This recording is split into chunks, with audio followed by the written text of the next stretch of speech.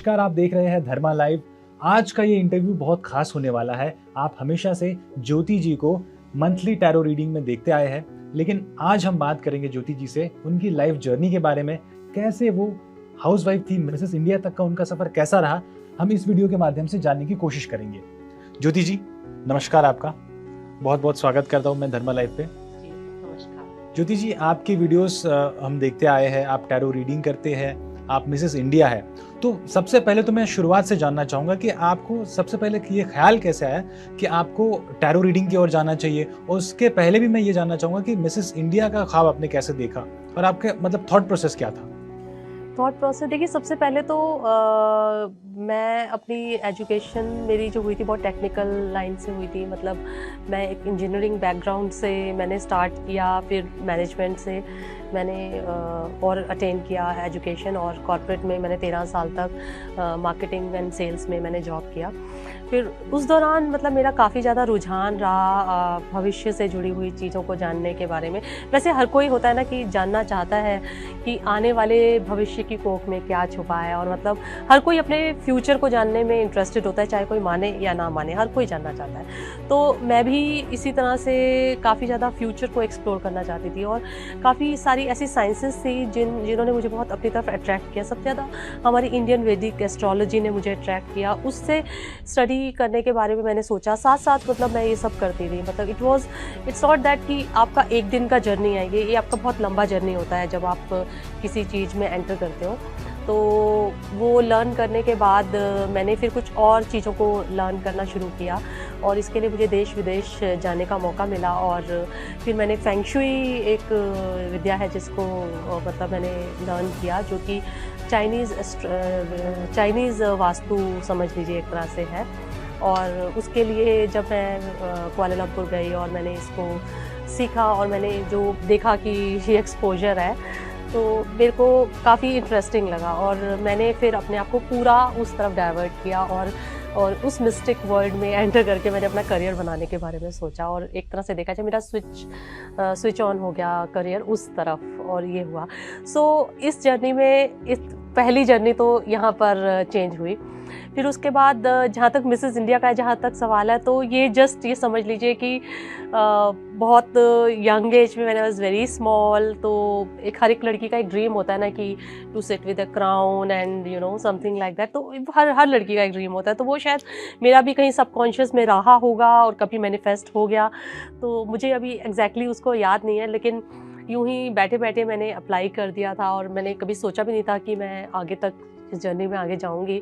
But when I applied and started appearing for the contest, तो मैंने इसे काफ़ी सीरियसली लिया। और जब सीरियसली आप किसी चीज़ को करते हो तो डेफिनेटली आपकी जो है हार्डवर्क पे करता है, और फिर आपको सक्सेस भी मिलती है, और nothing is tastier than success. That's correct. तो ज्योति जी, आप Mrs India classic Mrs India 2022-2023 है।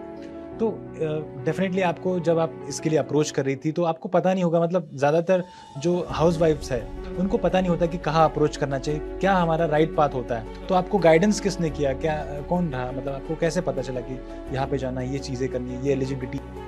नहीं, मेरे को एक्चुअली में कोई बहुत ज़्यादा क्लियर गाइडेंस कहीं से मिला नहीं, बिकॉज मेरी एक बेसिक नेचर है कि मैं जब भी किसी चीज़ को करती हूँ तो मैं उसके बारे में बहुत ज़्यादा रिसर्च करती हूँ। तो अगर मैंने मिसेस इंडिया में पार्टिसिपेट करने के बारे में सोचा, तो मैंने उसके बारे में काफ़ी रिसर्च किया कि मुझे इसको किस तरह से परस्यू करना है। सबसे पहले तो राइट पेजेंट को मुझे चूज़ करना था कि कौन सा पेजेंट ऑथेंटिक है, लाइक मिसेस इंडिया टाइटल जो होल्ड करे, और ओरिजिनली ये टाइटल किस पेजेंट से बिलोंग करता है। तो मुझे पता चला Mrs India pageant and production जो दीपाली फाटनेस उनकी डायरेक्टर हैं, वो Mrs India title is registered with them, and I can only get this title through Mrs India pageants.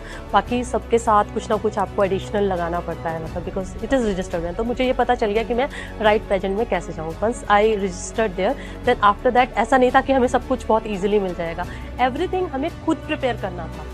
हमें कोई एक बेंचमार्क नहीं था कि किसी तरह से प्रिपरेशन है या कुछ ऐसे, हमें खुद प्रिपेयर करना था। सबसे पहले हमें मेंटली काफ़ी स्ट्रॉन्ग होना था कि आपको एनकरेजमेंट मिले ना मिले, आपको आगे चलते जाना है। लेकिन हाँ, सपोर्टिव लोग मिलते हैं आपको, और सपोर्टिव लोगों की सहायता से मैं यहाँ तक पहुँची, क्योंकि कोई अकेला बोले कि सब कुछ मैंने खुद किया है, ऐसा कभी नहीं होता। आपको हमेशा लोगों का सपोर्ट मिलता है, तभी आप सक्सेस को प्राप्त करते हैं। और एक और चीज़ मैं पूछना चाहता हूँ, टैरो रीडिंग जो है ये बेसिकली मिसेस इंडिया से बिल्कुल अलग है।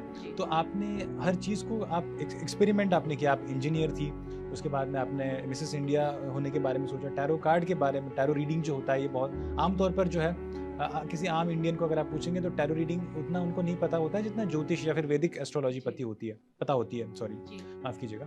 तो टैरो रीडिंग का आपको कैसे सूझा, आपने इसे चुनने का क्या मतलब, आपके कौन गुरु थे जिन्होंने आपको गाइडेंस दिया? देखिए, टैरो रीडिंग तो मैंने खुद ही सीखा था, बिकॉज़ टैरो रीडिंग का इनिशियली मैंने खुद ही इसको लर्न किया, बट उसके बाद मैंने इससे रिलेटेड चीज़ें काफ़ी सीखी, काफ़ी सारी चीज़ें सीखी। वैदिक एस्ट्रोलॉजी भी मैंने सीखी थी। सबसे पहले मैंने वैदिक एस्ट्रोलॉजी में ही अपने आप को नॉलेज गेन करना शुरू किया था, बिकॉज़ हमारी जो इंडियन वैदिक एस्ट्रोलॉजी वो काफ़ी डीप है, और वो एक जिसे बोलते हैं ना शास्त्र है, वो एक जैसे वो एक किसी भी तरह डिविनेशन नहीं है, वो एक शास्त्र है। वहीं से मैंने उसको आगे बढ़ाया और टैरो रीडिंग की तरफ मैंने रुख किया। फिर उसके बाद अपनी साइकिक एबिलिटीज़ पे काम करना शुरू किया, एंड बट उसको और आगे ले जाने के लिए मैंने रिलेटेड साइंसेस पे जो काम किया, उन्होंने मुझे काफ़ी हेल्प किया और अपने आप को टैरो के क्षेत्र में एस्टेब्लिश करने में मुझे हेल्प मिली। जैसे कि फेंग शुई हो गया, तो मुझे ग्रैंड मास्टर लिलियन टू का बहुत सपोर्ट मिला। उन्होंने मेरे टैरो को आगे पहुंचाने में मुझे बहुत सहायता की, क्योंकि जब मेरी उनसे कुआलालंपुर में मुलाकात हुई थी, जब मैं फेंग शुई सीखने उनसे गई थी ग्रैंड मास्टर से, तो grand master was very impressed कि मुझे वैदिक एस्ट्रोलॉजी की भी नॉलेज है और टैरो रीडिंग की भी नॉलेज है, नाउ मैं फेंग शुई सीखना चाहती हूँ। तो उन्होंने मुझे बहुत बड़े प्लेटफॉर्म पर इंटरनेशनल ऑडियंस से इंट्रोड्यूस कराया, और फिर मैं उनकी फेंग शुई वर्ल्ड मैगज़ीन जो इंटरनेशनली या ग्लोबली, राइट वर्ड होगा उसके लिए, ग्लोबली सबसे ज़्यादा डिस्ट्रीब्यूटेड फेंग शुई मैगज़ीन है, उसमें कंट्रीब्यूटर की तरह मुझे उन्होंने अपॉइंट किया। Then I started contributing in that magazine and started writing about Bollywood celebrities and forecast and all. तो उससे मेरे को काफ़ी सहायता मिली। तो ये एक अच्छा सा एक स्टेप हुआ, तो मुझे काफ़ी इसलिए इंटरेस्टिंग लगा। तो मुझे समय के साथ साथ बदलते रहे टेस्ट, सबके बदलते हैं टेस्ट, और आई थिंक जब आपके टेस्ट बदलते हैं तो आपको अपने इंटरेस्ट को फॉलो ज़रूर करना चाहिए, और जब आप अपने इंटरेस्ट को फॉलो करते हो शायद आप अच्छा कर लेते हो उस समय। आपने बहुत अच्छी बात की कि आप अपने इंटरेस्ट को फॉलो करना बहुत ज़रूरी है, पर इसी से जुड़ा हुआ मेरा और एक सवाल है कि अगर हम अपने इंटरेस्ट को फॉलो करने जाते हैं तो बहुत बार वर्क लाइफ बैलेंस में हम जो है बैलेंस नहीं कर पाते हैं बेसिकली। तो ऐसे लोगों के लिए जो अपने इंटरेस्ट को परस्यू करना चाहते हैं, अपने पैशन को परस्यू करना चाहते हैं, उन्हें आप क्या मैसेज देंगे? देखिए, अगर आपका कोई पैशन है तो आप कहीं ना कहीं रास्ता बना लोगे उसके लिए, ये बात तो फैक्ट है। क्योंकि अगर आप कोई ऐसा काम कर रहे हो जो आपका पैशन नहीं है, जिसमें आप एंजॉय ही नहीं कर रहे हो, तो आप ये मान के चलिए कि आप उसमें 100% नहीं दे सकते।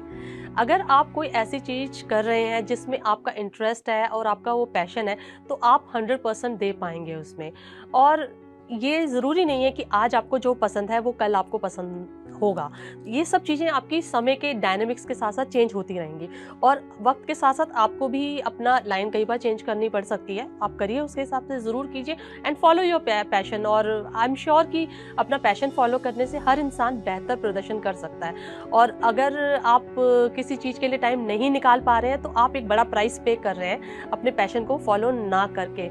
तो आपको ये डिसाइड करना होगा कि आप ज़्यादा प्राइस किस चीज़ का पे कर रहे हैं, अपने पैशन को फॉलो करने का या ना फॉलो करने का, ये आपको डिसाइड करना होगा। तो इसी से जुड़ा हुआ मेरा और एक सवाल है, आज के समय में बहुत सारे हाउसवाइफ्स होती है जिनकी अलग अलग इच्छाएं होती है, वो कुछ करना चाहती है अपने लाइफ में, तो उनके लिए आप क्या मैसेज देंगे कि जो उनका रूटीन वर्क है, चूल्हा चोखा करना या फिर घर के काम करना, कोई हाउसवाइफ वर्किंग भी है, मतलब कोई ऐसी वुमेन्स है जो वर्किंग वुमेन्स है, तो उनके लिए आप कैसे संदेश देना चाहेंगे कि वो अपना काम करते हुए अपने पैशन को कैसे फॉलो करें?